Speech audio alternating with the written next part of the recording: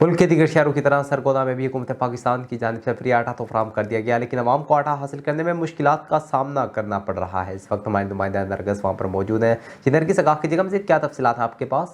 जी, इस वक्त मैं सरगोदा के कंपनी बाग में मौजूद हूँ, जहाँ पर हुकूमत पाकिस्तान की जानिब से फ्री आटा स्टॉल लगाए गए हैं, लेकिन आटा मौजूद नहीं है।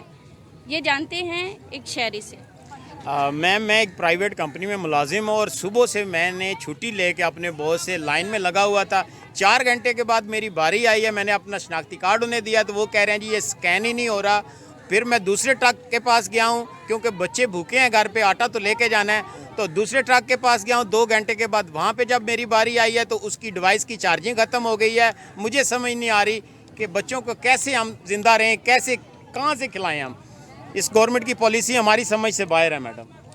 जी, जैसा कि आपने सुना, भाई कह रहे हैं आटा तो मौजूद है, लेकिन आटे की फराहमी ठीक से नहीं की जा रही। हुकूमत पाकिस्तान से गुजारिश है कि इस सहूलत को बेहतरीन तरीके से मुयस्सर किया जाए ताकि हर शहरी को इसका हक मिल सके। Nargis Safdar, big news, Sargodha.